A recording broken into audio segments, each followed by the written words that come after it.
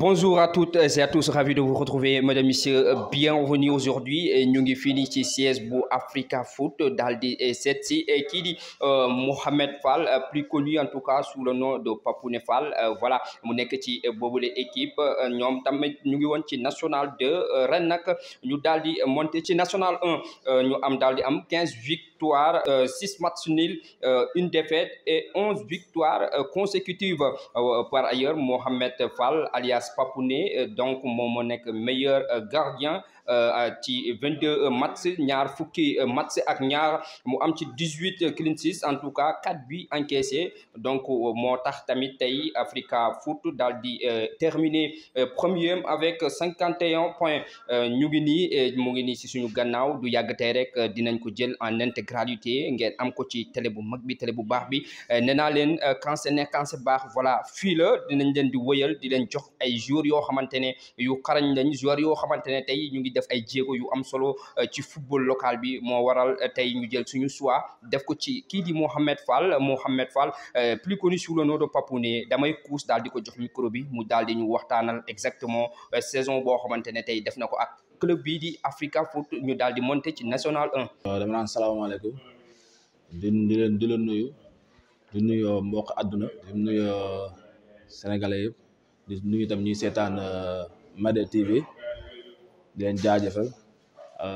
Man la Mohamed Fall alias Papouné, nekk gardien de but Africa Foot. Papouné Fall c'est venu naturellement parce que benn xale bu jigéen moom ko tuddee no waxoon maay papaam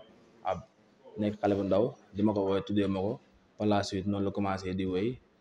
grand F ñëpp di ma ko wooye, mais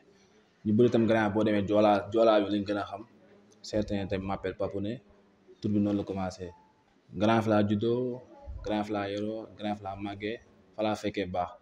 li ma xam grand F moom ko jàngal, li ma mën grand F moom ko mën, li ma doon grand F moom ko def. turu joolaa bi mu ngi jógee sama turandoo parce que sama turandoo joolaa la, fa la jógee à bas âge li ma koy dàqantale di ma ko wooyee muy dem di dem ba nu ma ko expliqué léegi xale bu jigéen bu ndaw woon doon commencé doon ma wooye Papouné, après tur Papouné bi doog a ñëw. waaw avant may góolu parce que góolu daf ma dab. avant may góolu man jour laa woon, dama doon jouer ak central, dama doon jouer milieu offensif. noonu dañ dem benn école football doon jouer, suñu góol bi ñëwul. am sa benn copain bu ne suñu coach bi Amine Gueye moo ma teete di ko nuyu de passage. kooku sama papa la, sama xarit la, sama waay la. foofu laa commencé góolu. ñu demoon jouer ak ay brésilien Bel Air. ñu ne booy sama copain ne Amine Gueye joolaa mën na góolu. gars yi di werante débat noonu laa demee ci camp yi di jouer ba boo seetloo nu may jouer sax da ngay xam ne kii maam il joue à l'aise sans pression parce que maam jour laa woon avant tout. sama parcours école football Amine Gueye laa ko defee. ma jógee école football Amine Gueye par la suite ma dem Port Autonome de Dakar. du nuyu sama benn papa di ko ñaanal suuf oyof si kawam, Ousmane Sy. moom njëkk a gis ba may nekk Port, nekk booy bu ndaw, mu ne ma leen rek laa lay entraîner mooy technique,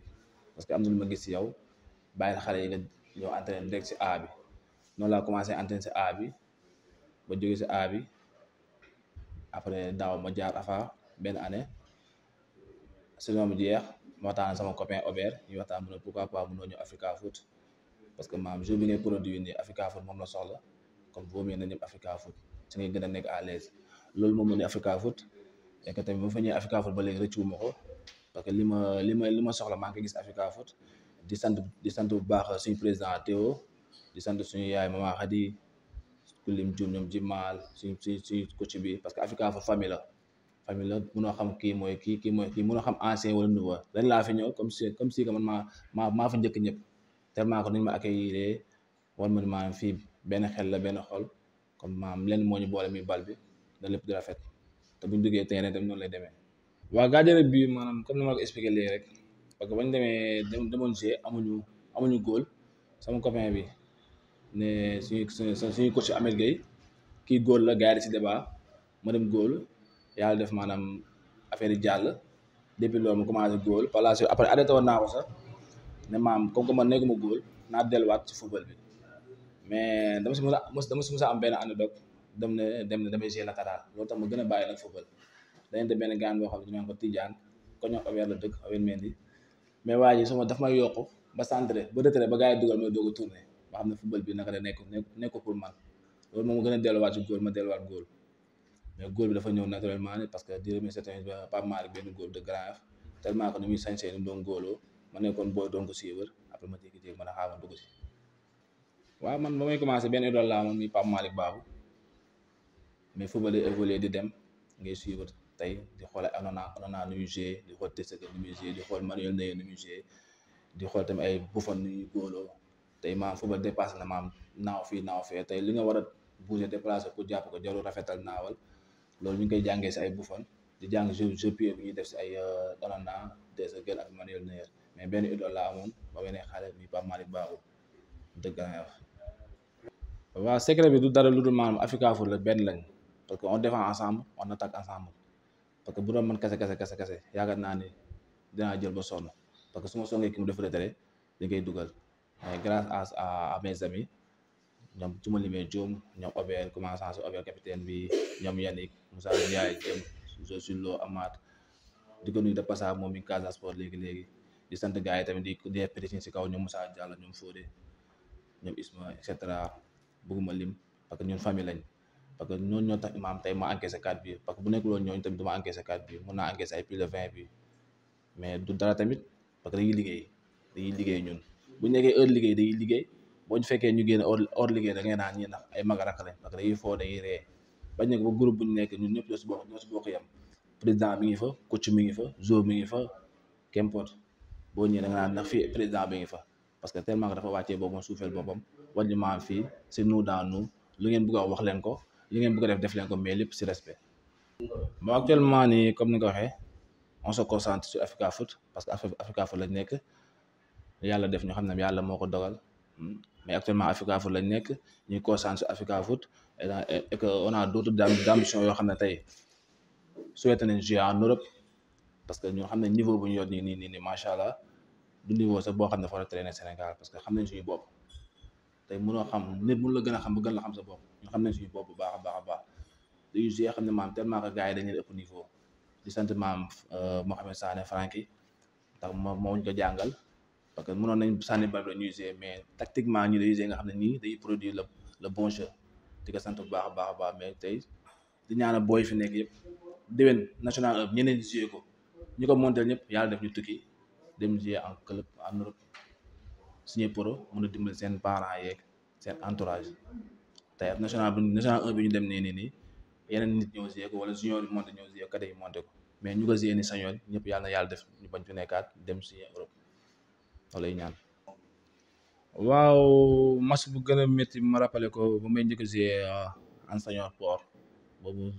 mag Ober bi suñu capitaine Africa Foot ñoo bokkoon équipe boobu tam mu nekkoon tamit premier match am ñu ko doon gisee si terrain suuf coupe du Sénégal. mas boobu mas parce que dañoo nekkoon comment dirais-je dañu tegaloon benn maanaam soit day gagné soit ñu limogé ñu mas boobu je me rappelle su ma juum def naa lu mot ay minimum 12 arrêts terrain suuf Mbacké mas boobu nekkoon na mas bu métti tellement que souffrir nañ joué nañ 90 minutes yàlla def ñu gagné 1-0 à part ça ba ma ñëwee Africa Foot joué nañ mas métti boo xam ne ak équipe bu naqaree joué mi Guelwaar bu Fatick tellement que dañoo tactique dañoo physique te dañoo pare waaw match bu ngeen a marqué saison bi c'était match contre Darou Salam parce que bëri woon na coow bëri woon na bruit tellement que gars yi xawoon nañ sol ndox yenn dirigeants yi yenn supporters yi ñoom jàppoon nañ confiance nag maam ku taxaw seen kanam ñoo la mën ku taxaw sa kanam ñoo la dàq football ñoo la bu doole te kenn du leen mënu leen tenir mais bu ñuy yàlla def ñuy jouer ak ñoom 90 minutes dañ ko reculer 90 minutes dañoo dal seen kaw lu gën a métti mooy ñu dem ba mi-temps ñu rouge ñu suñu attaquant bi ñu joué à 10 et yàlla suturaal ñu koy tenir di ko tenir 90 minutes parce que mën-mën amul ku yàlla suturaal rek moo fi nekk te ñun saa su ne ñu ngi ñaan yàlla gën a dolli sutura ñu ko koy santé. bon gars yi man comme anecdote mu ngi expliqué sama booy yu may seetaan booy yu may di jéem a xool si man pour doon comme benn papa ne léegi laa ne wax ne naa leen dénk te en plus nañ gën a liggéey dañ gën a liggéey parce que à bas âge Africa Foot amuñu coach gardien et pourtant beaucoup de coach gardien yoo xam ñu ngi rêvé nekk maanaam avec maam nekk coach Joola wala maam ne kii bopp ne bi maa koy entraîné ñun 4 góor lañ ñu ñooy entraîné suñu biir doo xam kii mooy premier góor doo xam kii mooy deuxième doo xam kii troisième góor maam liggéey lay def liggéey à bas âge ba léegi nii dañuy liggéey loolu lañ xam fulla ak fayda on couche tôt teel a yeewu jox borom bi bur yàlla moom juróomi waxtu yi après lu si des nag ñu xam ne ñu rek life bi la. waaw sant yàlla rek sant yàlla bu baax a baax parce que Sénégal dafa souffrir dafa sonn maam li ñu am nii dañ ko mérité te boo seetloo maam compétition yi Sénégal dem yëpp boo xoolee compétition yi dem Sénégal yëpp góol yi fuñ li côté góol ñoo koy jël trophée meilleur gardien yëpp ñoo koy jël comme ça veut dire que maam man xam naa position ba nekkee comme ça booy war nañ gën a liggéey képp kuy góol war nga xam ne maanaam àdduna monde entier ñu ngi lay bàyyi xel Sénégal compétition bu mu dem day jël meilleur góol yàlla def ñu jël trophée yi football local bi di gën a ñaax gars yi ñu def si luñ ci war a def ñu ngi si def sa luñ ci war a def mais ñu gën ko dolli parce que tey football Sénégal war na toll foo xam ne tey ay Soudan yu ñuy fay ay dëkk naar yu ñuy fay et pourtant maanaam mënuñu si benn mën-mën mais booy ku leen jàppale ñu jël ku leen pousse ñu jël parce que lépp a ngi fi parce que maanaam tey jour moo métti da ngay nekk jour après am yeneen soucis yoo xam mooy nekk sa ginnaaw donc soucis yooyu nag il faut nga benn entourage boo xam moo la siy jàppale moo la siy poussé ba yow nga mun a cadré wu focus ci football bi yàlla mun la suturaal nga génn fi parce que talent bee ngi fi. waaw parce que ñun laal nañ si Ligue Pro bi Robert Mendy xam na li may wax parce que turu salaire Sénégal turu salaire la rek tey boo ko fayee ko balaa 10 jours mu jeex mu satisfaire sa bopp bëgg satisfaire say parents pour satisfaire say xarit turu salaire rek te si biir salaire bu ñu lay fay si ngay génne sa passe comme ça balaa 10 jours mu jeex ñu on se débrouiller H24 pour xool na lay demee des fois on marché maam de Grand Yoff à Dakar Auberge di que des fois day takk suñuy daal daw ko pour am dara xam ne maam ñun ñoo soxla mais turu salaire rek parce que Sénégal Ligue 2 stagiaire on te paye 50 000 Ligue 1 stagiaire on te paye 75 000 bu bëri ay 300 000 lay yem comme loolu maanaam tey nga digg ay dëkk yeneen dëkk ñu ngi fay 1 million 2 millions 300 millions yooyu noonu comme Sénégal war na gën a mun a pousse sponsor yi ñëw gars yi jàpp si football bi gën a mun a développer si côté paiement bi salaire yi. waaw tey comme ni nga waxee sportif dëgg-dëgg day dem seetaan li muy seetaan par ñibbi mais sport boo gis wala leneen loo gis mu am mu bëri ne rek daa am ñu siy rax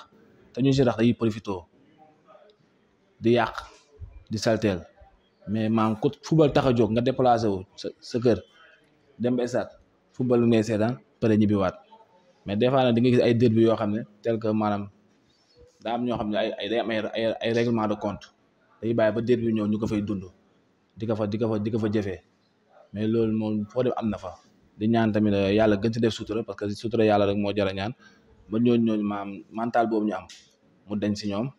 ba tey maam Sénégal Pikine di mën a recevoir Guédiawaye te du am problème Guédiawaye di mën a recevoir Pikine te du am problème et cetera quant à côté mystique bi Sénégal na am dañ leen gëm loolu maam football Sénégal dafa am ay réalité ñoom loolu leen gëm mentalement tey su ma jëloon vétéran Africa Foot yi boole leen ak Real Madrid même ba mystique ba suba Real da koy dóor amul benn mara bu la mun a ñaanal bal jóge fii ba pousse fii te laaluñu ko comme donc tey ñoom Sénégal maam mentalement loolu leen gëm loolu ñun nag yàlla def nañu suturaal nañu ñun fii avant tout football lañ jàng football lañ xam moom lay appliquer moom lay maîtriser te buñ fa duggee Sénégal di nga xam ne ñii football lañ jàng. waaw di sant bu baax a baax waa Africa Foot commençant si président bi Théophile Turpin su ma nee Théophile Turpin dafa di lim naa ñëpp di sant Père Dieng suñu président Père Six président bi tamit di sant sama yaay bu baax a baax di gërëm sama yaay bu baax a baax parce que mooy sama sëriñ mooy may taalibeem di sant waa Grand Yoff di leen jaajëfal di leen gërëm di leen remercier di leen xam ne maam toujours seen doom a ngi nii ndax li ma mel ñoom la lu ma am ñoom la fu ma toll ñoom la lu ñu waay jaay nag safuñu leen nga mun a jaay mu saf si mooy bëgg Grand Yoff encore une fois di remercier tamit waa Africa Foot di leen sant bu baax a baax di leen wax yàlla na yàlla gën a dolli sutura gën a yokk équipe bi mu jëm ca kanam dem ay Ligue 1 mun a jouer ay Ligue des champions Afrique.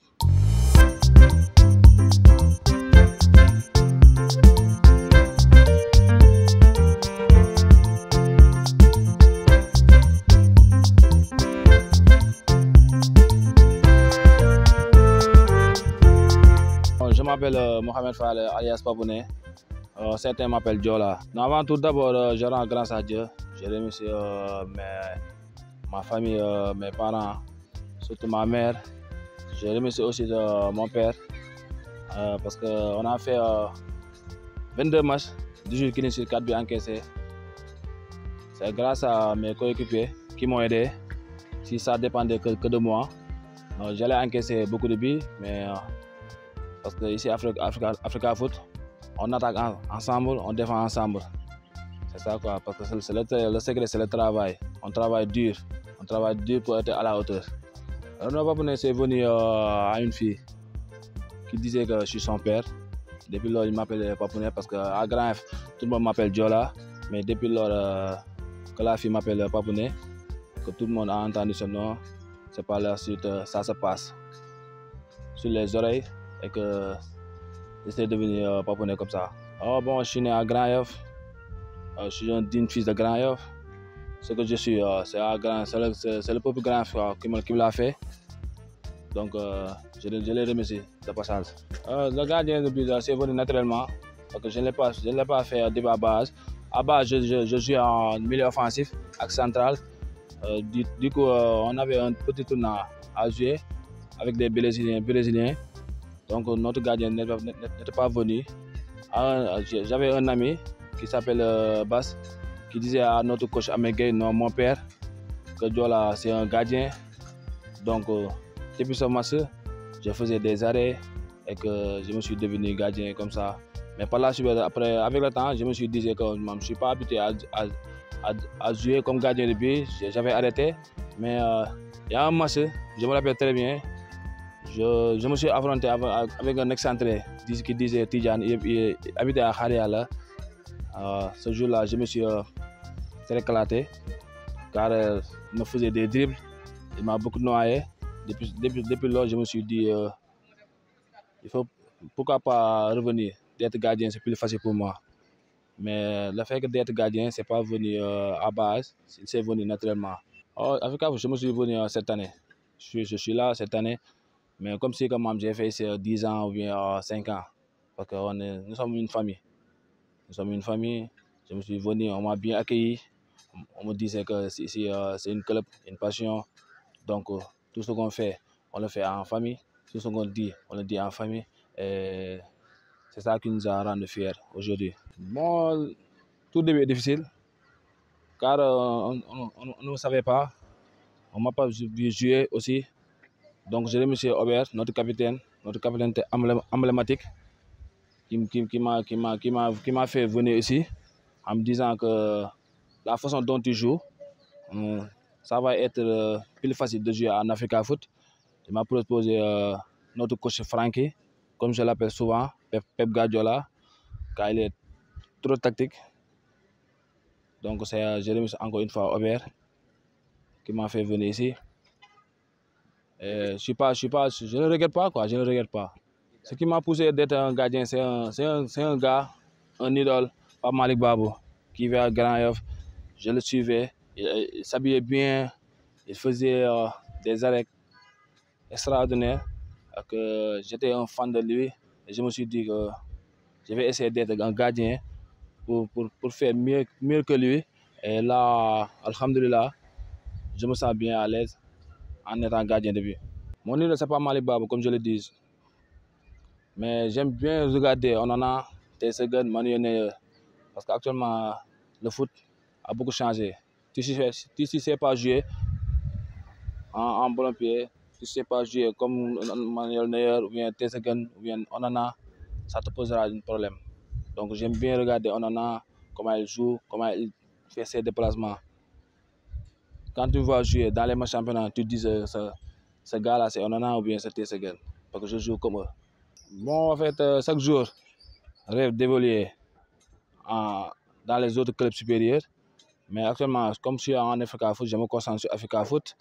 parce que notre rêve, c'est d'aller jouer en Europe parce qu'on sait bien que notre talent mérite bien que jouer au Sénégal. Donc actuellement, on est là, on se concentre sur Africa Foot car c'est ici qu'on joue maintenant. Yo, maman, c'est autre chose. C'est plus que maman. C'est plus que maman, elle nous donne des conseils. Elle voit des choses bien importantes pour nous, qu'ils nous disent. Elle nous aide à améliorer beaucoup de choses. Elle nous aide à surmonter le moral. Elle nous aide à être toujours dans les bons performances. Donc, quand je parle sur notre maman Khady, ça sera un peu compliqué parce que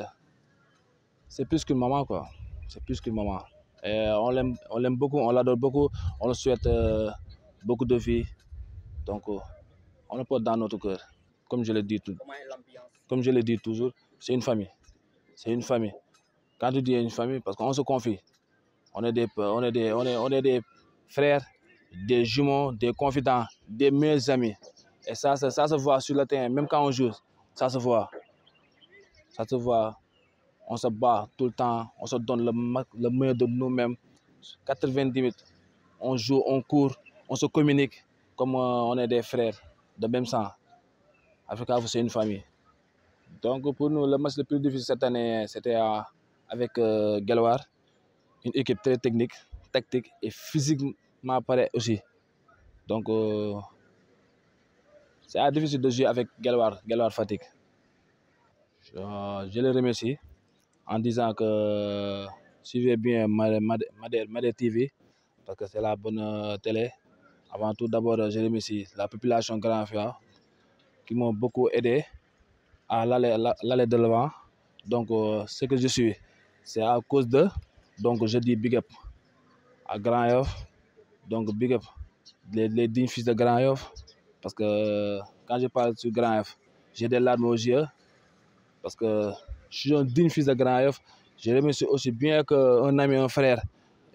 Iso. C'est le secrétaire général Racine Club. C'est un ami. Il me donne toujours des bons conseils. Il me donne toujours des bonnes idées. Donc, il me souhaite toujours le meilleur de moi-même. Donc, si je suis là sans le citer, peut-être, comme on le dit en Wolof, mais donc, je remercie bien aussi ma mère aussi, mon père, qui nous a beaucoup aidé, qui nous a beaucoup donné le meilleur de nous-mêmes, comme je l'ai dit, qui nous a beaucoup nourri jusqu'à qu'on est devenu ce que je suis aujourd'hui. waaw man maa ngi tudd Mohamed Sané man maay directeur sportif pour Africa Foot en même temps maa yor équipe première bi mooy équipe senior bi maa leen di tàggat léegi mu def si 4 ba juróomi at. waaw performance bu baax la def wax dëgg yàlla ren moom je crois que performance bi mu def amul benn gardien bu ko def si championnat yëpp confondu waaw bu tàmbalee ko ci Ligue 1 ba ci régional bi je crois que amul benn gardien bu joué def 18 clean sheet ba pare jël 4 buts si 22 matchs loolu performance bu am solo la mais nee naa bu ñu limité li ñuy wax sax ci but yi mu jëlul ak clean sheet yi mu def day wàññi un peu dayo bi nga xam ne am na ko ci équipe bi parce que non seulement ci statistiques yi mooy chiffres yi mais ci wàllu taxawaayam ci terrain bi gëdd gi mu am ci équipe bi doole gi mu ñu andil je crois que loolu moo ëpp solo sax chiffres yi ren dafa jox équipe bi beneen xar kanam parce que dafa am ñoo xam ne yàlla daf leen may ne ay leader lañu bu ñu ñëwee bu ñu waxee dañ leen di déglu te loolu dafa baax ci équipe ndax équipe dina toll foo xam ne dañu soxla ñoo xam ne dañu am caractère pour mun a booster équipe bi mu yegg ci performance am donc ma ne suñuy wax ci chiffres yi dafay loo xam ne daf ko bokk ak ñeneen ñi mu boo nee lu tax jëluñu but dañu naan góol ba waaye dañu naan défenseurs yi aussi ñi mu ko bokkal mais équipe bi tamit dafay jouer de telle sorte que ne li ñuy concéder occasion du bëre lu tax loolu parce que tamit attaquants yi dañuy défendre milieu terrain dañuy défendre équipe bi pressing haut lay jouer pendant presque toute la saison donc loolu moo tax man la soo waxee chiffres yi rek performance bi doo ko def performance individuelle mais da nga koy def performance collective waaw parce que tey bu fekkoon ne góol la boo xam ne juróomi minute bu ne nit jaakaarloog moom je crois que bu boobaa tricherie yi dina wàññeeku mais tey li gën a jox valeur chiffres yi mooy moom comportement am taxawaayam c'est-à-dire envergure bi ma am ci kanamu camp yi buy forcer respect non seulement ci ay partenaires am mais day forcer aussi respect ci ay adversaires am te loolu lu am solo la un gardien boo xam ne dafay forcer respect ci adversaire am gardien la boo xam ne dafay yomb pour mu def performance yi te équipe pour mu def performance pour défenseurs yi seen xel dal attaquants yi seen xel dal foog ñu yëg ne bàyyi nañ ci ginnaaw koo xam ne lu ñëw dina ko gérer donc moom capacité yooyu la amoon te capacité yooyu moo tax tey nit ñi mën a jouer ci xel bu dal ak sérénité parce que leer nañ ne ki ñu bàyyi suñu ginnaaw am na assurance aussi am na sécurité donc côté boobu laay wax ne loolu moo ëpp solo sax chiffres yi parce que tey par malchance mënoon na jël 10 wala 15 buts ci saison bi waaw mais bu jëloon 10 wala 15 buts ci saison bi tamit du wàññi benn yoon moom dayo bi mu wane parce qu'il nous a fait gagner beaucoup de matchs de par sa présence et puis de par son leadership. waaw secret bi moom je crois que secret amu ci liggéey la rek football moom yemul ak leneen football moom du loterie du comme xale yi ni ñu koy defee du pari football moom je crois que résultat moom liggéey moo koy joxe waaw boo liggéeyee rek fayeeku te dafa am liggéey boo xam ne du liggéeyu benn at waaw liggéey bu yàgg la boo xam ne depuis juróomi at ñu ngi koy togg bëri na si ay joueurs yoo xam ne ñoo yëgal équipe bi ren mais ñoo ko yëgaloon daaw jékk donc ñi ngi fii presque 4 ans ou 5 ans seen formation yëpp fii lañ ko defee ñi ci yokk ren dañu ñëw andi une valeur ajoutée yokk aussi ñoom tamit seeni mën-mën ak seeni capacité pour que résultat mën a am mais je crois que liggéey la boo xam ne ñëpp dañ ci jàpp ñu ngi tàmbale ci école football bi ci suuf ba ci kaw ci équipe première bi te liggéey boobu rek moo joxe résultat bi mais secret amu ci waaw objectif bi moom musul changé Africa Foot Academy la académie yi moom dama koy faral di wax ñun boutique lañu yor waaw boutique nag doo ndugg ba pare defar sa marchandise ba mu jekk ba pare téye ko foofu di xaar objectif Africa Foot mooy lu fi ne rek na dem signé ji professionnel waaw donc ñun suñu objectif mooy former joueur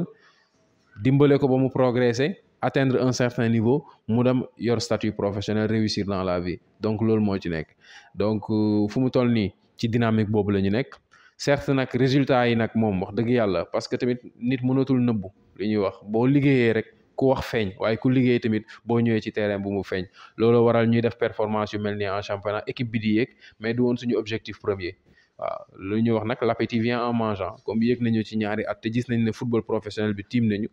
te objectif bi mooy def joueurs yi ay professionnel donc ñi nga xam ne demaguñu bitim réew au moins ñu fexe fii à partir de Africa Foot ñu am statut professionnel donc objectif bi année prochaine mooy yéegaat incha allah jéem a atteindre élite bi ci nu mu gën a gaawee. waaw ñun loolu mooy suñu projet sax maa ngi koy wax sànq ñun bi ñu tàmbalee yor équipe bi man ak sama collaborateur bi ma doon liggéeyal muy Ismaïla Ba première saison bi li ñu njëkk def mooy joueurs yi nga xam ne yëpp senior la ñu woon dañu wax président bi pour mu libérer leen mu permettre leen ñu dem jouer ji ci palier supérieur donc ñu rajeunir équipe bi composé ko de groupe cadet et groupe junior parce que li ñu njëkkoon remarqué mooy compétition doyul match yi doyul te xale yi bu match yi doyul du ñu mën a progresser te comme ñun centre la ñu yor objectif bi mooy xale yi progresser ñu ne donc première saison bi ay cadet la ñuy joué loo en cadet en junior et en senior junior yi ñu leen di joué loo en junior et en senior boo xoolee ñaari groupe la ñu amoon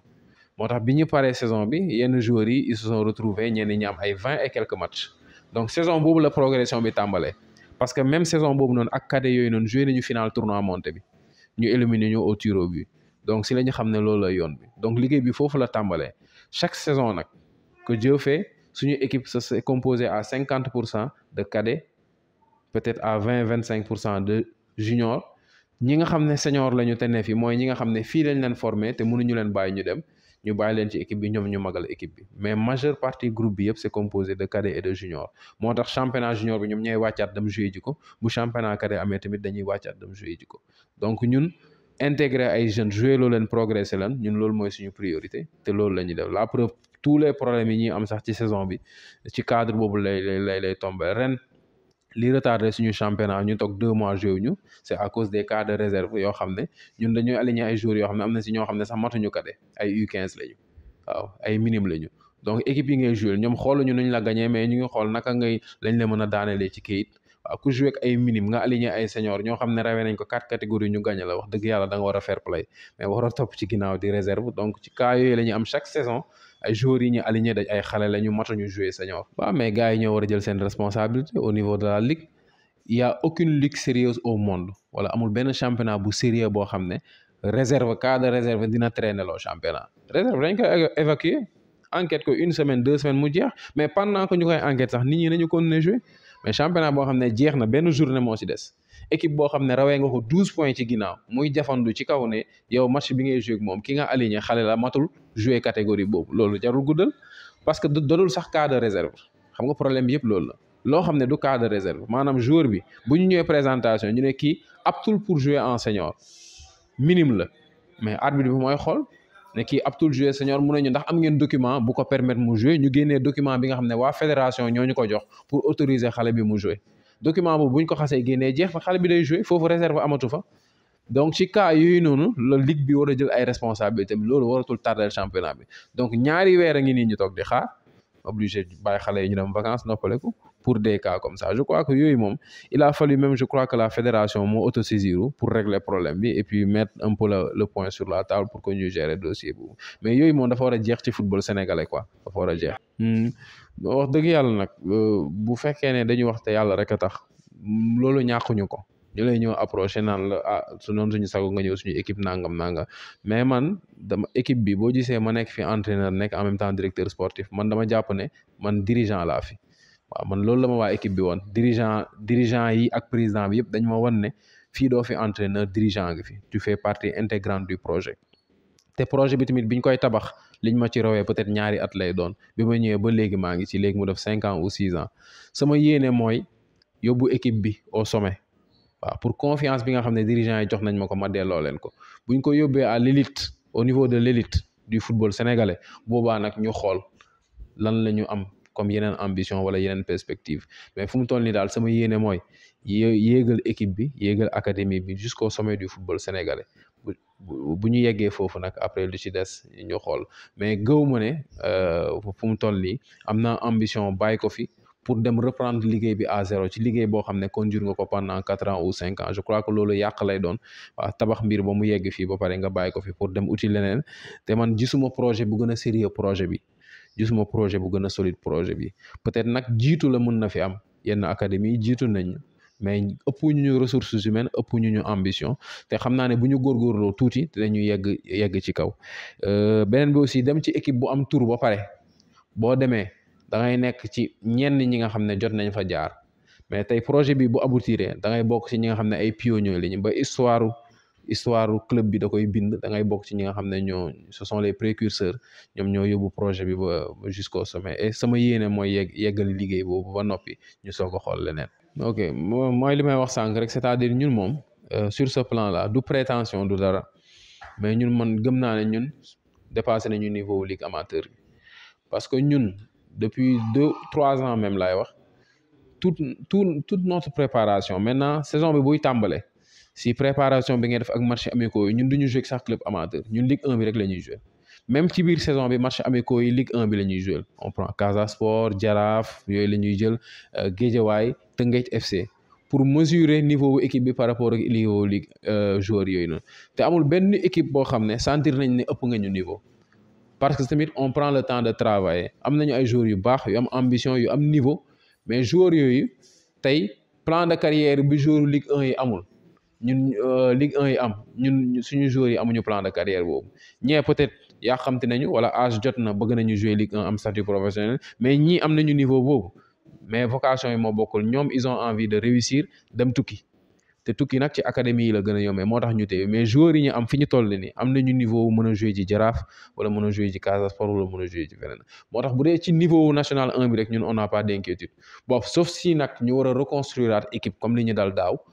peut-être joueurs yu bëree dem te loolu la ñuy ñaan bu boobaa mun nga revoir tes ambitions à la baisse mais su fekkee ne même équipe bi la ñu conduire gëm nañ ne on fera un bon championnat on sera même au-dessus du niveau bi nga xam ne moom la national 1 bi di affiché. waaw foot local bi moom vraiment mi ngi def ay performances sur le plan international dëgg yàlla au niveau de l'équipe nationale mais nag bu ñu waxantee dëgg moom fa la yem suñu club yi amul kenn ku si dem Ligue des champions ba def fa performance amul benn club buy dem coupe CAF ba def fa performance au niveau de la petite catégorie aussi wax naa la ko sànq compétition amul en junior compétition amul en cadet léegi nag peut-être boo nekkee ci biti sur le plan international mun nga yaakaar ne peut-être liggéey am na mais nañu waxante dëgg liggéey amul. équipe nationale yomb na tey boo ñëwee am na académie yu nekk di liggéey foofu la liggéey bi nekk génération foot jox la 6 joueurs déjà joueurs yooyu ils ont des automatismes Jàmbaar ñoo jox la 5 joueurs yooyu déjà xamante nañu am nañu gaam yi ils ont une bonne formation Africa Foot jox la benn joueur bi nga xam ne moom la gën le nga dem Daaru Salaam ñu jox la leur meilleur joueur tu as déjà une sélection am nga équipe tu es en avance par rapport ak yeneen équipe yi ba noppi ñoom ay installation yu ñu permettre tey nga mën a dugg regroupement 1 mois dugg regroupement 3 semaines jouer ay matchs amicaux fédération bi léegi am na moyen mun nañu sax voyager dem Algérie jouer ji dem Maroc jouer ji mais par force da ngay performant mais nag ça n'a rien à voir avec ce qui se passe fii nii ci football bi parce que on joue pas en petite catégorie on joue pas en cadet on joue pas en junior ñun en junior li ñuy jouer ci saison bi matul 10 matchs en cadet 3 journées la ñuy jouer championnat bi jeex na te fu mu toll nii gëm naa ne duñ ko yeggali mais loolu mënul nekk ba pare après ñu ne ñu ngi liggéey donc on travaille pas si ce n'était pas à cause de ces académies là résultat du am loolu moom nañ ko waxante donc léegi nag nit ñi ñoo war a repenser un peu ce qui se passe gis nga performance baax na de mais maintenir performance moo jafe te maintenir performance dans la durée loolu liggéey moo la koy may à la base fu mu toll nii on a une bonne étoile mooy suñu biddéew tàq na mu toll nii tournoi Coupe d'Afrique U15 sax bu ñu ko tegoon mën nañ ko gagner ak U13 ndax football ay cycle dal na fi Espagne si génération Barça 2008 bi 2007 ils ont tout gagné mais gëj nañu gagné donc si on veut rester dans la performance ci continuité bi il faut que qu'on ait un championnat en petite catégorie compétitif bu dox bu ko defee joueurs yi booy mën a football mën a progresser ñu am de meilleurs talents parce qu'il y a des joueurs plus talentueux dans la rue que les joueurs de Jambar il y a des joueurs dans la rue yu ëpp niveau joueur génération foot mais amuñu chance nekk ci cadre boobu amuñu chance progresser depuis c'est des joueurs yoo xam ne on va les perdre voilà xam nga problème majeur bi mooy gis nga football maanaam du kenn du tàndus football dafa am ay normes tey ñaari problème dafa am bi si njëkk mooy suñu club yi ngay wax pour ñu performant club yi privé lañu dañuy uti xaalis bi pour mu yomb foog état jàpp ci pour sponsor yi di jàppale club yëpp dañuy am sponsor na entreprise yi fi nekk di def ay chiffre d'affaires de milliards que ñuy investir am xaalis bu ñuy investir ci football bi état bi aussi di subventionner club yi jeex na loolu mooy doxal football professionnel parce que entité yi football professionnel il faut que ñu xam ne c'est privé président de club yi ku si jaay jour xaalis bi sa poche nga koy def xaalis du dem fédération du dem ci keesu état bi sa poche nga koy def bu la neexee nga dugalaat ko ci club bi bu la neexee nga séddoo ko ak sa famille donc c'est des clubs privés léegi ñaareel bi mooy le football en tant que tel géré par la fédération gis nga Ligue Pro bi dañ ko war a départir carrément de la fédération Ligue Pro bi c'est une entité privée dañu trouver ay moyens yoo xam ne club yi on pourra avoir des clubs forts ñu def politique aussi de telle sorte que ne chaque région am un club fort Casamance benn club Louga benn club mairie bi di si jàpp entreprise yi nekk foofu di si jàpp mu am doole Mbour benn club bu ñu ko defee on aura des clubs forts Dakar nag comme bëri na club kenn ku ci nekk nga xool par rapport ak say moyens ak say ambition léegi nag xaalis biy dugg fédération du pour club professionnel yi foofu la problème bi nekk dëkk yu mag yëpp ci football noonu la ñuy def xaalis biy dugg ci retombée coupe du monde coupe d'Afrique club professionnel yi moomuñu ko club amateur yi ñoo ko moom ak football spécifique footballu jigéen yi footballu ndaw yi petite catégorie bi club amateur yi ñu permettre leen ñu développer parce que foofu la pépinière bi nekk foofu la ñuy produire talent pour que après ñu dem fekk ji élite bi mooy football professionnel bi foofu la ñuy produire talent pour que après ñu mën a dem en équipe nationale donc foofu la ñu war a injecter xaalis bi mais fii Sénégal moom c'est l'inverse qui se passe te ils sont pas prêts à ce que mu change parce que tamit ñiy diriger président de club yi diriger nu mu tuddati club yi mais ñoom ñoo nekk au niveau de la ligue ñoom ñoo nekk au niveau de la fédération et tant qu'on ne revoit pas ce format là je crois que ne on ne va pas évoluer voilà xaalis bu duggati ci coupe du monde doo gisati benn yoon njëriñ bi doo ko gis parce que fi mu war a jaaru fa mais dafa war a wàcc à la base xale yi profiter ci petite catégorie bi profiter ci jigéen ñi profiter ci football spécifique bi profiter ci pour développer wu. Première des choses mooy il faut que sanctions yi changer je crois que sànq maa lay wax ne anglais ils ont eu ce problème là avec les hooligans waaw xeex waaw reyante bu match jeexee mais dañu régler problème bi c'est-à-dire ku ñu remarqué nga dugg nga ci situation yu mel noonu cas de violence am na bagarre am na ñi ñu identifier dañ leen di exclure à vie dootuñu dugg stade beneen bi mooy il faut des sanctions fortes club bu ñu mënee say supporters envahir déjà tu perds le match dañ lay fay amende ba pare dañ lay tëggal match à huis clos tu restes 5 matchs sans jouer avec ton public loolu bu ñu ko yàggee def léegi violence bi arrêté parce que tamit club yi ñoo war a jël seen responsabilité par rapport ak association supporters yi association supporter club loolu fii rek la am mais amul ci tubaab yi club yi dañuy identifier les associations de supporters dafay am président bu ñuy fal moom day ñëw fekkee réunion yi début de saison club bi tous les présidents d' association de supporters dañuy toog association de supporters yi aussi président yi dañuy xam seeni membres yëpp parce que boo amul carte de membre doo bokk de ce fait bu incident amee dañuy mën a identifier kii moo def incident bi mais loolu amu fi te tant que loolu amul problème maanaam fii daal Géejawaay day joué wala Pikine wala Jaraaf yow da ngay toll fële rek xëy jënd sa maye Jaraaf rek ñëw dugg ci tribune bi xuus xaas nga xool jël sa bouteille rek xaañ kenn coow li tàmbale doo xam fan la problème bi jógee donc côté boobu comme football professionnel la ñuy wax il faut que ñu yegg foofu ci professionnalisme ñaareel bi mooy sanction yi il faut que mu sévère club bu ñu fi amende 5 millions ndax violence dafa la match à huis clos il faut même aller jusqu'à retirer des points à des clubs bu ñu ko defee léegi violence bi jeex mais lan moo fi xewoon stade de Mbour ISO fii ci stade bi ba ñu tëj Demba Diop 3 ans wala 4 ans ngi nii ñu tëj Demba Diop ba léegi ndax scène de violence boobu amoon benn partie mur bi daanu am ñu fa dee lan lañ ci jàng bi ñu sanctionné Wakam dañu obligé politique dugg na ci nangam ñu delloo si waat leen ci football mi ngi nii yéegaat nañu loolu fàtte nañ ko ñi dee ñàkk seen bakkan perte nañu stade Demba Diop ba léegi tëj nañ ko ndax scène de violence boobu ba léegi mënuñu fexe ba tijji ko lu tax donc il va falloir qu'on soit beaucoup plus sévère ci sanctions yi beneen bi violence bi am ci football bi ce n'est pas quelque chose de fortuit moo am ci société bi yëpp je crois que loolu moom il va falloir que nit ñi kilifa diine yeeg kilifa aada yeeg kilifa politique yi ñëpp toog waxtaan parce que tamit violence bi du ci football bi kese moo nekk ci làmb bi moo nekk fépp moo nekk ci mbedd bi gis ngeen manifestation yi ñuy génn fan yéen donc c'est un problème national boo xam ne il va falloir que nit ñi jéem si trouver une solution parce que dëkk bi soxla nañ ñu wàcc soxla na tuuti daal. waaw xanaa di remercier d'abord dama ko fàtte sànq supporters yi nga xam ne ñoo ñuy accompagner au niveau de la SICAP au niveau de Grand Yoff Xar Yàlla ba ci banlieue ba Pikine Kër Massar Yeumbeul je crois que aujourd'hui Africa Foot am nañu ay supporters un peu partout parce que tamit on est un club boo xam ne joueurs yi fu ne la ñuy jógee fu ne région yi banlieue bi donc maanaam melting pot la. beneen bi aussi di remercier joueurs yi nga xam ne tey ñoo ñu permettre ñu atteindre performance bi parce que c'est vrai que entraîneur neex na peu importe sa philosophie peu importe say idée de jeu ñiy dugg ci terrain bi ñoom ñooy acteurs yi suñu assimilé wul li ngay def résultat du am te vraiment ce sont des joueurs yoo xam ne man soo ma fekkee seen biir damay foog ne seen morom la parce que man relation boobu laay bëgg di développer ak samay joueurs relation de fraternité du ma bëgg di exercer autorité trop seen kaw damay bëgg ñu nekk ñoo xam ne damay ouvert bu ko defee lu ñu xalaat wax ma lu ma xalaat wax leen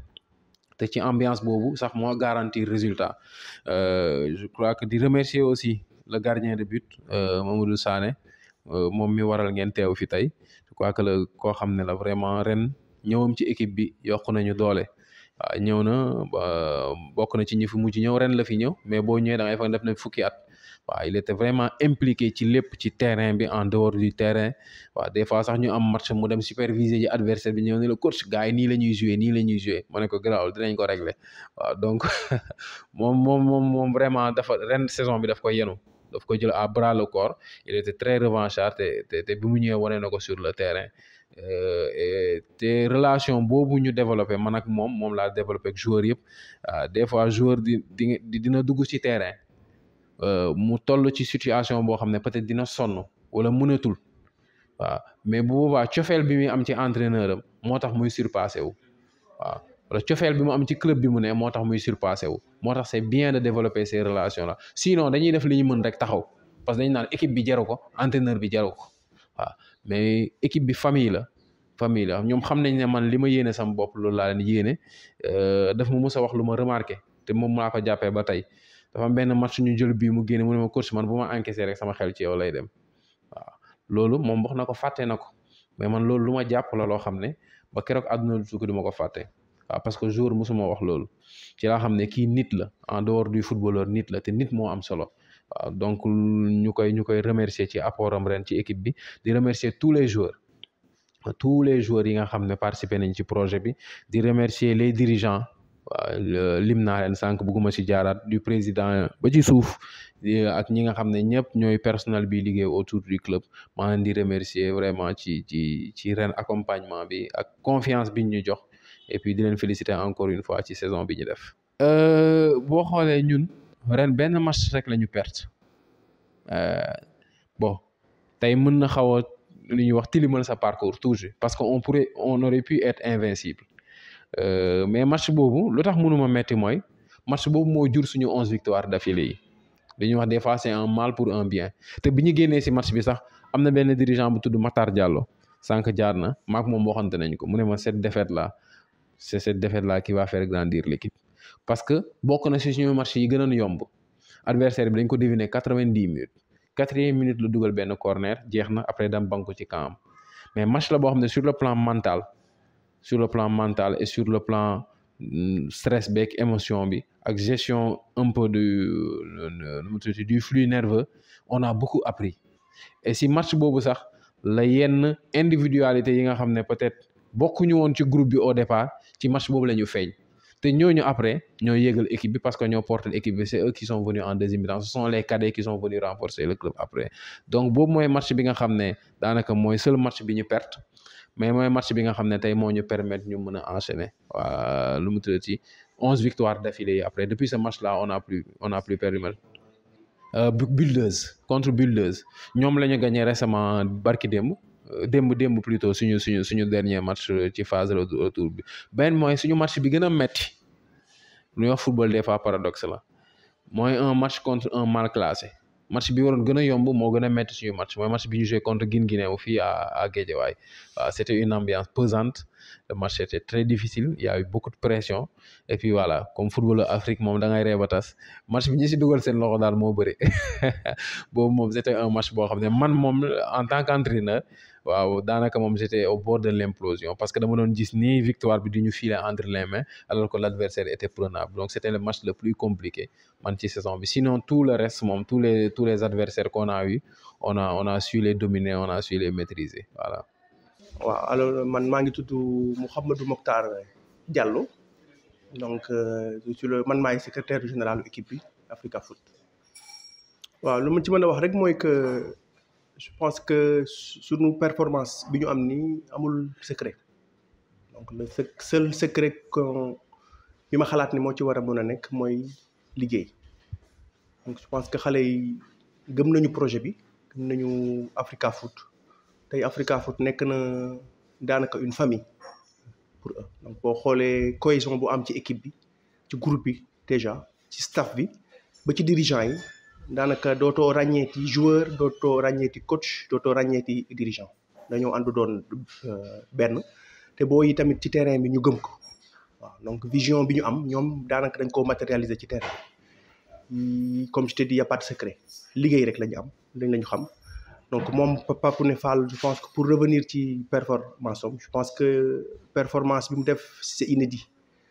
je pense que il faudra dem peut-être creuser dans les annales profondes de FIFA pour voir une telle performance franchement à mon niveau de gisaguma en tout cas au niveau du championnat local équipe bu def une telle performance dajale 11 matchs consécutifs am 11 victoires def ci 18 clean sheet même dans le sport de haut niveau je pense pas que une telle performance en tout cas dans les dernières années am na donc loolu je pense que on peut que gërëm ko remercier ko encore une fois de plus je pense que performance bi c'est dû également principalement à le fait que dañu di yaru booy dañoo yaru dëgg consigne te gëm le projet encore une fois de plus j'insiste beaucoup sur le projet donc projet la boo xamante ne ni c'est une vision que bu ñu am ñoom ñu matérialiser ko ci terrain bi par l'abnégation le travail nangu consigne respectueux et puis gëm effectivement ni lii mën nañ ko def et je pense que le secret c'est ça vision wu Africa Foot weesu na fi tey ñu ngi xeex pour que vraiment mettre booy dans de bonnes conditions même si ñoom xale yi du loolu moom mooy seen souci premier on fait avec les moyens du bord mais ñoom jàppale nañ ci loolu gëm nañ loolu te ñu ngi koy wane tey ci terrain bi je pense que je ne peux que le remercier et puis féliciter leen parce que ndam bi ñu am nii d'abord seen ndam la ñoom ñoo ko moom parce que ñoom ñooy dugg ci terrain bi comme j'ai toujours dit ça ñoom ñooy dugg ci terrain bi ñoom ñooy xare vision bi ñun ñu am dirigeant yi ñoom ñoo koy matérialiser tey ci terrain bi te je pense que performance bi tey wane na ko donc je pense que Africa Foot tey mu ngi leen di gërëm bu baax ñoom joueurs yi te di leen sant ci. mais l'objectif reste le même, reproduire la même chose li ñu def ren suñu souci principal mooy defaat ko déwén et def ko aussi lu gën. L'autre objectif principal bu Africa Foot am parce que man puisque je suis dirigeant donc je parlerai du côté managérial. Suñu objectif principal ñun dirigeants yi c'est de mettre les jeunes dans de très bonnes conditions parce que tey si on les met pas dans de bonnes conditions mënuñu reproduire cette performance là. Donc l'objectif principal c'est vraiment de maintenir le même cap li ñu def ren jéem ko reproduiraat déwén. Le deuxième objectif managérial que ñun mi am dirigeants yi c'est de mettre les jeunes dans de très bonnes conditions de travail parce que tey ils peuvent faire mën nañ def performance yi tey mais bu ñu leen mettre dans de bonnes conditions de performance tey objectif bi du am. Donc l'objectif c'est de maintenir le même objectif que cette année, c'est-à-dire faire le même niveau. Et puis gëm naa ni année prochaine heure bi on parlera peut-être de Ligue 1 et de Ligue 2. Et pour cela l'objectif, comme j'ai dit encore une fois le plus, je me répète, managérial, c'est de mettre xale yi tey dans de très bonnes conditions de performance. Donc on a une vision, cette vision-là elle va se matérialiser dans le terrain. L'objectif reste le même, accéder à la Ligue 2 le plus rapidement possible. Mais pour accéder à cette Ligue 2, il faudra se battre pour mettre ces jeunes-là dans de bonnes conditions. Oui, l'intégrer. Bon, le projet Africa Foot tey, le projet en tant que tel Africa Foot, on a le projet am na depuis jàpp U5 dem ba équipe première. L'Africa Foot tey boo xoolee c'est toute une en fait c'est toute une pépinière de joueurs. Mais encore une fois de plus loolu mënuñu ko doxal tant que intégré wuñu les jeunes dans le projet. Donc les jeunes ñoom ñoo mën a doxal suñu projet bi, mais il faudra encore s'appuyer sur les gens comme moom Papoune Fall bi ngeen di wax moom Joola. C'est quelqu'un d'expérience et il fait partie même du cœur du projet. Donc bokk na tey ci xolu Africa Foot tey la colonne vertébrale tey Africa Foot c'est des jeunes comme lui Aubert yoo xamante ne c'est les doyens de l'équipe yàgg nañ ci équipe bi gëm nañu le projet te ñu ngi koy matérialiser tey ci terrain comme li ma wax performance bi ñu am tey ñoom ñoo ko def d'abord. Le mérite leur revient parce que ñoom ñoo nangu liggéey nangu lu ñu leen wax te accepter également liggéey ak ñun ensemble. Donc l'objectif c'est d'intégrer les jeunes, en faire un projet pour eux. Africa Foot tey projet bi c'est pas principalement pour nous, man c'est mon objectif principal, j'insiste. L'objectif principal tey Africa Foot c'est de les mettre dans de très bonnes conditions de travail. On sait bien que le football amateur tey nourrirul en tout cas les joueurs yi fi nekk tey on sait bien comment ça se passe jarul ñu duggaat tey ci ay détails mais tey le projet Africa Foot tey c'est de mettre ces jeunes-là dans des conditions tey optimales de travail. Ils n'auront rien à envier à des clubs de Ligue 1 ou à des clubs de Ligue 2. Donc c'est notre objectif principal, les intégrer dans ce projet-là pour atteindre nos objectifs qu'on s'est fixés depuis le début. Dernier mot, vous remercier d'abord vous, franchement, parce que ñëw fii interview ñun en tant que dirigeant dina bokk tey si li tax sunu projet bi ñi xam ko et puis mu pérenniser ko. Donc ça c'est vous remercier de la présence et puis remercier également le staff technique pour ce travail remarquable qu'ils ont buñ def. Et puis remerciement bu gën a mag bi may am c'est les joueurs encore une fois de plus tout le mérite leur revient ndax ñoom la tey bu ñuy waxu Africa Foot tey ñoom la. Et puis moom remercier ko également moom Joola Papoune Fall ñu koy woowee je pense. Donc di ko remercier pour cette humilité là qu'il a parce que tey il a un peu la tête sur les épaules gëm na projet te lépp lu muy def daf ñu ci intégré. Donc man il m'a appelé hier pour di ma ko wax ne ma président loo ci xalaat lii ak lii laa bëgg. Donc vision boobu laa doon wax tey di ko remercier et di ko encourager waat encore mu ñaax di continuer waat liggéey bi et puis continuer du ñu faire confiance parce que ensemble tey je pense que ñun staff ak joueurs yi ñun ñoo war a mun a jëmale tey projet bi ci kanam. Et puis remercier également tous les sympathisants d'Africa Foot qui nous ont accompagnés ñoo xamante ne accompagné nañu tout le long de la saison. Ils nous ont laissé et ils nous ont suivis, ils ont laissé de leur temps pour venir accompagner l'équipe. Nous tamit maa ngi leen di remercier tous les membres et sympathisants également d'Africa Foot. Merci beaucoup. Aubert Mendy, joueur Africa Foot, capitaine de l'équipe aussi. Saison bi xam nga lépp ci commencement bi la quoi. Préparation bi hivernale bi xam nga équipe bi moom mooy comme ni ko Papoune waxee rek et tout genre mbooloo mooy doole quoi loolu moo dimbali ak liggéey bi loolu moo indi lépp quoi waaw mun naa ne tey lépp groupe bi la quoi tey dañuy bu heure xeex bu jotee dañuy xeex heure football bu jotee dañuy football heure jàppalante bu jotee dañuy jàppalante waaw loolu moo indi loolu quoi. waaw mais canaliser gars yi rek parce que des fois loolu mënul ñàkk si terrain parce que am na match yoo xamante ne mënul ñàkk quoi mais des fois dañuy canaliser woo gars yi ñu waxtaan et tout. waa côté boobu moom mun naa wax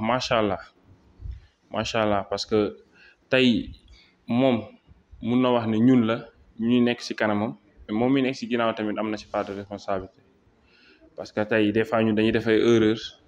moom mu génnee ñu si ba match bu mujj bi ak yeneen match waaw côté boobu moom macha allah amul luñ koy wax parce que waxuma la meilleur gardien Sénégal sax mais si monde bi sax camp tubaab bi sax ñëwee nañ ko fa teg de waaw Barça Real Manchester lépp waaw man de ñëwee naa ko fa classé xaw ma kan nag. waaw pour l'instant moom mun nañ ne ñu ngi si équipe bi ba leneen di feeñ quoi waaw bu leneen feeñee nag bu dee loo xamante ne tey moo gën fii doo mënu ko gën sax mais loo xamante ne tey moo gën a supérieur da ngay dem nga bàyyi et tout parce que man nekk naa si équipe bi après jóge fi dem jouer Ligue 2 Port jouer naa National 1 ñëwaat pour dooleel équipe bi monté tey mun nañ fi toog suba mun nañ fi jógewaat mais tey fii suñu kër la ñun fii lañ dëkk amuñu leneen lu dul Africa Foot waaw mais genre dama toog amoon naa ay proposition comme que Africa Foot ñoo ma woo bu dul dara man fii sama kër la ma ne pourquoi pas man ma ñëw fii dooleel équipe bi jouewaat fii parce que li am fii mu ngi si yeneen équipe yi parce que ñun suñu préparation dañuy jouer équipe bu Ligue 1 yi équipe bu Ligue 2 yi te mun naa du ñu yóbbul dara. saison bii di ñëw comme bëgg nañ def comme lu ñu def nii lu ñu def saison bi bëgg nañ ko defaat saison bii di ñëwaat montel équipe bi xam nga tey mun na ma fi fekk mun na fi fekk keneen mais man fu mu munti fekk maa ngi si ginnaaw équipe bi waaw suba su ma fekkee si terrain bi li ma def nii damay def lu ko raw su ma fekkee feneen dinaa supporter équipe bi aussi waaw xanaa monter en Ligue 2 loolu mooy ambition bi quoi waaw. sama dernier cadre xanaa di remercier waat waa Africa Foot comme Pape ne ni mu ko waxee président Père Dieng Père 6 Père 3 xam ñëpp quoi ay ñoom Djib Mal Francky coach yëpp xam nga boo limee tamit da ngay jum quoi waaw loolu mooy sama dernier cadre ci équipe bi xam di ñaanal équipe bi tey ñu dégg ko fu sore comme ni ñuy déggee ay jàmbaar yi ay Dakar Sacré-Cœur Africa Foot dem ba toll foofu et tout parce que possibilité bi mu ngi fi quoi. avec tour bi Fodé la sant bi Thiaré la mais ñu gën maa xam si Bébé Junior xale SMS. Bébé Junior benn xale la rek buy soog a door bu xamagul dara koo xamante ni léppam mun na ne grâce à Africa Foot yow moo tax quoi koo xamante ni aussi tamit ndaw la buy yóotu dara te incha allah dañ ko jël te bu si Africa Foot jàppee incha allah dafay baax te dafay gën a neex. boobu de xanaa di ànd ak contentement bu baax a baax di ko féliciter moom parce que tey affaire bi su neexee dëgg la ñun la de mais tamit bu gënee neex moom la parce que fi affaire yi gënoon méttee fi équipe bi di bàyyee moom foofu lañ ciy génnee Pape ne moom côté googu li ma ko si wax moom saay xanaa di ko si ñaanal rek mu gën a yokk gën a dem ci kanam équipe la nag ñun ñëpp la su kenn dugalee ñëpp a gagné su kenn defee erreur gars yi dugalu ñëpp a perte équipe la ñun ñëpp ñoo far ñun ñëpp ñun ñëpp benn la ci Africa Foot famille la booy yëpp si commencement coach su supporter rek joueurs yi ñun ñëpp ko defandoo macha allah surtout démb moom gars yi kontaan nañ bu baax a baax. waaw man am naa 16 matchs am 12 buts waaw Africa Foot te bokkul ak coupe du Sénégal et tout daf may motiver parce que xam naa ne su ma ko amaatee dama koy dugalaat. parce que si ñun si suñuy erreur yooyu noonu rek lañ mën a jàngaatee ëllëg su ma ko amee rate ko affaire daf may métti mooy tax su ma ko amaatee dama koy dugal man ma dugal ko équipe bi kontaan ñëpp kontaan après man en personne su ma ñibbee man du ma nekk à l'aise parce que xam naa ne loolu balle de but la te war ma ko raté te parfois match day métti trop benn occasion ngay am soo ko dugalul wala nga mandee ko après sàggane nga équipe bi man non pour l'instant awma ambition feneen man maa ngi Africa Foot parce que daanaka ñoom dañ may faral di ma tooñi benn wax sax suma équipe soxlaa sax day dépendre si ñoom parce que samay waaju dañ leen ne booy bi bàyyi naa ko seen loxo ñëpp dañ ma koy tooñee même suñu capitaine Ober daf ma koy tooñee ñu di ma naan yàgg yow yaay doon Africa Foot yow en personne te wax jooju neex sa bañ mais boo xoolee ba si biir moo am te gars yi ñu ma koy tooñee di ma naan doomu Africa Foot nga quoi moo tax. Bébé Junior du xewi ma ne ko Bébé Junior du xewi ni Ouzin Keita damay ñëwaat te day gën a neex te supporter dañuy gën a bëri ndax tur bi buñ ko déggee képp ku jàppante la da nga koy bàyyi ndax ñëw ndax kumpale leen def. Bébé Junior xale SMS mooy kan fan la toj mais bés bu ñu ñëwee déwén na nga xam ne Bébé Junior xale bi màgg na xale SMS message la boo mee sa crédit foo ko envoyé day dem xale bi teeree door bal bi xool na du ko jëli ji foofu laa taxawee instant bi de. waaw sama dernier message moom xanaa di remercier ñëpp su ma limee nag damay juum parce que gars yi jàpp nañ ci bëri na moo tax mënoo lim xanaa di jéem a waxaat ñëpp rek ñu ñëw gën a jàpp xam nga gën a ñëw yokk seen doom doole ñu gën a dem si kanam yàlla def li gën. di xam nga rek di gërëm ñëpp nag ñëpp boo limee rek xam nga rek comme ni ma la waxee boo limee da ngay juum mais maa ngi jaajëfal ñëpp waaye yaa ngi jëf. maa ngi tudd Khady Koura Badiane mais à Africa Foot tur bi gën a siiw maman la ñu may woowee maman Africa. Le nom de maman Africa c'est très simple parce que comme maay seen coach mental et donc du coup avec maman bi dafa ñëw instantanément parce que. Comme maay nekk ak ñoom donc il y a une affection boo xam ne dafa juddu sama diggante ak ñoom et du coup avec la fibre maternelle le nom de maman est venu spontanément foofu la turu maman bi jógee. Je crois que waaw mun naa ci wax tuuti de xam naa ne li ma ci xam daal mooy man maa fi nekk seen coach mental xale yi mais li ñu gën a développer c'est la fibre maternelle comme j'ai l'habitude de dire alors man maa ngi fi nekk ak ñoom d'accord et naturellement ce sera comme ni ma tàmmee di wax rek ñoom ñëpp sama ay doom lañu d'accord et donc du coup c'est la fibre maternelle qui parle et dama nekk fii pour di leen déglu xale yi d'accord di leen déglu di comprendre seen ay état d'âme di comprendre seen état d'esprit pour mun leen accompagner d'accord donc accompagnement bi nag alhamdulilah ça fait plaisir de les accompagner parce que ñoom ñëpp ils sont adorables hein. Et encore une fois dañu former famille bu neex Africa Foot famille bu rafet famille boo xamante ne vraiment alhamdulilah rabbil alamin ñu ngi sant yàlla y a pas de débordement xale yi neex na ñoo yilif neex na ñoo nekkal alhamdulilah sant yàlla. mais alhamdulilah sant yàlla rek sant yàlla bu baax encore di dolli ci li ñu doon sant parce que Africa Foot comme ni ñu ko waxee woon c'est une famille et quand tey soo ñëwee pour def interview ci Papoune Fall Mohamed c'est un énorme plaisir di wax ci moom. D'accord donc c'est une continuité parce que à Africa Foot dafa am benn homogénéité bu nekk foofu donc on peut dire que lii dafa nekk suite logique bu événement yi parce que c'est le travail qui a payé d'accord donc fii dañu nekk benn famille ñuy àndandoo di yëkkandoo di tegandoo di dóorandoo donc liggéey bi vraiment macha allah lu mucc ayib la loolu moo waral tey alhamdulilah rabbil alamin performance yi ñu am résultats yi ñu am ko parce que c'est la suite logique des événements xale yi depuis le départ. Dañu liggéey dañ ko ñafe donc ils ont toujours été là ci entraînement yi ci discipline bi ci rigueur bi ak ci persévérance bi aussi parce que xam nga àdduna lépp looy ut rek lépp looy def rek dañ ciy jëmbat fulla ak fayda ak jom te lépp loolu itam soo ko amee te yar bi nekku fi ak teggin bi nekku fi bu neexee itam dina des waaw donc loolu yëpp mi ngi Africa Foot ci xale yi équipe bi c'est une équipe boo xam ne wax dëgg neex yàlla xale yi daal tubaafakala macha allah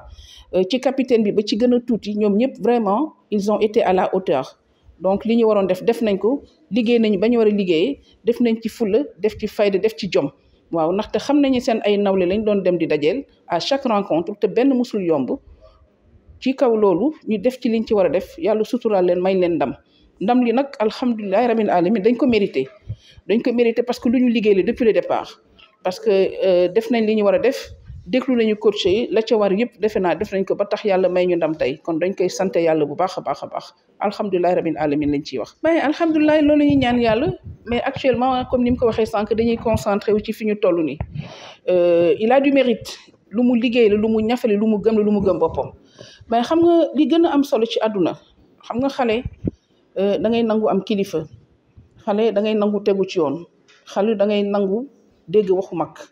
te yàlla suturaal na ko yàlla may na ko loolu yëpp ak équipe bi yëpp mais comme tey ci moom la ñuy wax on va se focaliser sur moom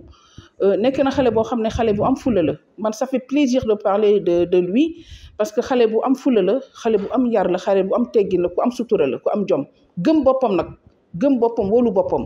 te incha allah nañ yàlla may ñu fekkee at ci kanam soreetul yàggatul li ñu mbébét moom mu mbébét ko yal na ko yàlla mottali ak jàmm. fi ma ko njëkk a teg mooy xale bu fonk kilifa la ku fonk yaayam la ku bëgg yaayam la et loolu sabu tout dire incha allah ci kàttanu yàlla xale nit ñi foofu la ñuy rawante ci wéyjur yi la ñuy rawante bëgg na ay wéyjuram rawatina yaayam mooy sëriñam mooy gàllaajam sabu tout dire loolu rek defe naa war na mën a tënk wax ci man c'est une fierté man ndam la ci man mbégte li ci man may wax ci moom parce que maman rek lay wax donc loolu ça veut dire beaucoup de choses alors fi mu jëm nag ak lii ndam lii ko yàlla may dañ koy ñaan yàlla ñu dund ba di ko dégg ci dans les plus grands clubs du monde ku nekk ci un club de tes rêves yàlla nañ ko dund ba di ko dégg mu signé contrat pro mu dund bañ koy dégg champion d'Afrique fi muy yéene ay mbébétam ak ay soxlaam yàlla na ko yàlla mottali ci barke Seydina Mohamed alayhi salaatu wasalaam parce que xam nga lu tax le talent est là il est talentueux macha allah yar bi mi ngi fi teggin bi mi ngi fi et puis rigueur bi mi ngi fi xam fi mu jëm xam li mu bëgg ak li ko tax a jóg waaw heure football bu jotee entraînement on n'a pas de reproche à lui faire te ni mu koy defee dafa neex ci xol xaw yeneen koy seetaan dans les matchs il a tout le temps le sourire avec lui c'est le fair play donc loolu jeex la ak détermination boo xam ne dafa am solo ci nit xëccoowul dara ci àdduna dawul bay daanu donc incha allah nank rek jara dara yàkkamti étape par étape incha allah fa ñu bëgg egg dañuy ñaan yàlla eggili ko parce que lépp ci loxo yàlla la nekk ñun am nañu programme yàlla moo gën a wóor yal na ko yàlla tënk ci programme am moom ak ay coéquipiers am yëpp incha allah waa Africa Foot ñu dund bañ leen di dund ba ñu leen di dégg ñuy déggee noo du jàkk dañ koy ñaanal Pape Founé ak ay nawleem yal nañ dund ba ñu sët seen maas dund ba teral seen ay wéyjur ak képp ku leen yaakaar lépp nag incha allah yal na soqeekoo ci Africa Foot gi ñu nekk mu nekk suñu yaakaaru tey ak suñu yaakaaru ëllëg man du ma ne dafa difficile au contraire man je trouve que c'est trop facile de les gérer xam nga lu tax kaay ma yilif la neexul yilif ma moo neex te ñoom ñëpp c'est le son de moment benn son de cloche moo am Africa Foot benn ossature la benn colonne vertébrale la donc kenn mënu ko xar ñaar alors le kii de moment là le rôle de moment là man lu ma neex la et dama ci sant yàlla bu baax a baax parce que c'est pas évident ñoom tamit ay xale lañu mais taxu ñu nekk xale noonu ay magum jëmb lañu daf leen neex rek ñu may wax maman neex leen rek ñu am cofeel ci man mu neex leen ñu am affection ci man autant qu'ils sont machallah amul kenn ku ci mës a am débordement amul kenn ku ci mën a am dépassement yar bi laa gis ci ñoom ñëpp teggin bi laa gis ci ñoom ñëpp ak sutura bi parce que entre ñoom même dans les matchs quand tu vois qu'il y a des failles quelque part sur le terrain tu vois capitaine bi nu mu leen di recadrer amul werante amul dara donc loolu jiite leen dafay neex alhamdulilah sant yàlla kenn ku di fay fenn da ngay gis ci saa si ñeneen ils viennent automatiquement pour remonter ko le moral donc loolu xam nga chance la ñu mel noonu jiite leen day neex man ndam la ci man sag la ci man fierté li ci man autant pour moi ma jiite leen ñu nekk sama ay njaboot te autant qu'ils sont dama leen di ñaanal ñoom ñëpp yàlla nañu am ndam yal na leen yàlla defal nu ñu déggee Pape Founé nii alhamdulilah commencement yal nañu dund ba ñoom ñëpp ñu jaar ci ñoom ñëpp incha allah ci kattanu suñu borom lu may ñaan la parce que yaay mooy wax ak ay doomam yaay mooy ñaanal ak ay doomam ñoom ñëpp autant qu'ils sont maa ngi leen di ñaanal yal nañ dund ba leen di dégg ni ñuy dégg noo du jàkk yàlla musal leen ci seytaane ak musiba ak bala ak lépp lu yàq seen yoon yàlla may leen gudd fan ak wër d'abord parce que il faut une santé de fer pour ñu mën a dem wër ak kattan ak mën-mën bu ñu mën a eggali seen projet dans le milieu du football ba ñu mën a suturaal seen ay wéjur teral leen ñoom ñëpp yàlla may leen ay jabar yu baax ñu dund ba ciy fekkee seen njariñ ci barke Seydina Mohamed alayhi salatu wassalam. Encore une fois, toutes mes félicitations à Pape Founé et à toute l'équipe d'Africa. Le message, alhamdoulilah rabbil alamin, merci pour en fait auparavant ci téléspectateurs yi ñuy seetaan ñu ngi leen di gërëm bu baax a baax ci seetaan bi ñuy seetaan di gërëm sama njaboot encore Africa Foot di gërëm les dirigeants d'accord dirigeants yi nga xamante ne ñu ngi koy commencer ci président Théo Turpin secrétaire général Matar Diallo le directeur technique Pape Fall le directeur sportif qui est en même temps le coach moo nekk coach xale yi muy coach Francky et tous les coachs coach Mariam coach Irène ñoom ñëpp d'accord coach Malick ñoom ñëpp dañuy bañ a lim pour juum mais ñoom ñëpp ñu ngi leen di gërëm parce que ñoom ñëpp dañu jàpp ci liggéey bi coach Jules coach Papis ñoom ñëpp dañu jàpp ci liggéey bi pour Pape Founé egg fu mu àgg tey am résultat bi mu àgg tey donc ñoom ñëpp ñu ngi leen di gërëm di ñaan encore une fois Pape Founé yal na yàlla may ko mu mottil yéeneem yëpp ci Africa Foot ak leneen li ciy topp yëpp di gërëm di sant ñëpp aussi ak sama doom yi nekk Africa Foot yëpp senior yi ba ci pourcent yi ñoom ñëpp ñu ngi leen di gërëm di leen sant pour confiance bi mbégte bi ak tendresse bi ñu may jox alhamdulilah rabbil alamin sant naa ñëpp. Je me nomme Mamadou Aliouba, je suis la pépite d'Africa Foot. Je suis là, ça fait un peu longtemps. Non, je suis guinéen. Ce qui m'a poussé de venir ici, Parce que j'ai vu ici, c'est une famille, Africa Foot, c'est une famille depuis. C'est une famille. Donc, même quand je suis là, je me sens à l'aise avec les grands. Parce que ce sont des exemplaires avec les grands, les encadrés. Je me sens bien à l'aise. Je suis très content d'être parmi eux et d'être des petits. Je suis un latéral. Parfois, je joue comme un milieu défensif. Mes ambitions au niveau d'Africa Foot, c'est de réussir ici, construire, les aider à faire beaucoup de choses. Exemple, construire une autre académie en Guinée, le sous-nommé Africa Foot, amener les encadrés en Guinée, visiter mon pays. Donc, c'est ça mon rêve. Africa Foot, vraiment, je me sens très bien, très à l'aise avec les grands, les encadrés, tout le monde. Je me sens très à l'aise. Je suis très content d'être parmi eux. Ma relation entre Maman Africa, c'est plus qu'une mère pour moi ici. Parce qu'elle fait tout pour moi. Elle me conseille tout ce qui n'est pas bon. Elle me dit ce que je dois faire, ce que je ne dois pas faire. Donc, elle est tout pour moi ici. Elle m'aide vraiment. Mon idole dans le football, bon, c'est un peu difficile parce que moi, c'est un peu difficile. Hein? Oui, exactement. C'est Martin Odegaard qui est en national. Je l'aime vraiment, surtout en le voyant jouer. Mais à part ça, ici, quand même, en Africa Foot, si je vois mon grand Papounet au but, je suis très content, je suis à l'aise. Si je suis au stade pour regarder le terrain, dès qu'il est dans le but, je suis rassuré maintenant. Je suis très content. D'ici la saison à venir, c'est d'intégrer l'équipe senior, jouer avec mon idole parce que je l'aime très bien. Qui est ton idole? Papounet, comme vous le savez, parce que je l'aime très bien, jouer avec lui. Donc, c'est mon objectif principal, primordial. Bon, mon dernier mot ici, c'est de dire à tous mes amis que partout où tu es dans le monde, il faut avoir les bonnes éducations. Parce qu'ici, quand même, je me sens très bien à l'aise. Il n'y a même pas de différence. On ne peut même pas comprendre si je suis guinéen ou bien sénégalais. Il n'y a pas de différence. En tout cas, je me porte bien. Donc, je leur dis, s'ils auront l'opportunité de venir faire leur carrière ici, c'est le bon moment. Ils peuvent venir. C'est bien. Ici, ça fonctionne bien quand même. Merci à vous aussi. Voilà, chers téléspectateurs, ñu ngi nii tey fii nii ci terrain bu Liberté 6 daanaka luñ doon def daanaka jeex na ba noppi ñu ñëwoon tey nag daal di seet si kii di en tout cas Papounet Fall ñu élire ko en tout cas meilleur gardien ci national 2 équipe am nag ren monté na en national 1 en tout cas mu def li toll ci 18 clean sheets en tout cas daal di encaissé ñeenti bal 4 buts tout simplement. Donc c'est une chose en tout cas un exploit vraiment très énorme. Donc ñu ngi koy ñaanal vraiment exploit boobu gën di wëy mu daal di ko def national bu 1 boobu bi nga xamante ne équipe am bi di Africa Foot yëg na ko. Pourquoi pas mu montrer c'est un jeune en tout cas boo xamante ne il est très talentueux. Voilà, am na ay qualité yoo xamante ne ñu ngi koy ñaanal en tout cas carrière football boo xamante ne bu mucc ayib yàlla am na ko mën na ko yàlla na ko yàlla def ci barke Cheikh Ahmadou Bamba Khadim Rasoul. ñuy ñaan yàlla tamit voilà ngeen abonné ngeen ñëw voilà ngeen xam ne tey ñun lii mooy suñu waru ñu gis koo xamante ne tey il a du talent ñu dem seeti la xool en tout cas loo xamante ne ce qu'il est capable tey kii nii boo leen ko gisee ngeen xam ne gardien boo xamante ne bu yaru la gardien boo xamante ne ku bugg lu muy def ku gëm boppam. Donc nii ñu ngi ñaar tamit jeunes yi ñoo xamante ne tey ay gardien nañ wala ay joueur lañ ñu daal di en tout cas référé wu ci en tout cas Papounet Fall di doomu Grand Yoff nekk fii ci club bu Africa Foot en tout cas voilà tey ñii lañ àndaloon gis ngeen ñu donc ñu ngi leen di jox dig daje rek ci beneen numéro sport. Tey nag ñu ngi woon fi pour rappel ci en tout cas kii di Papounet Fall waxoon naa leen ko sànq Papounet Fall ñu nommé ko lii di meilleur gardien en tout cas ci saison bi nga xamante ne national 2 ginnaaw bu mu réalisé lu toll ci 18 clean sheets encaissé ñeenti bal. Donc di leen jox dig daje beneen yoon. C'est ce qui met fin en tout cas à cette émission. L'information se poursuit au www.maderpost.com et sur Madère Web. Excellente suite des programmes.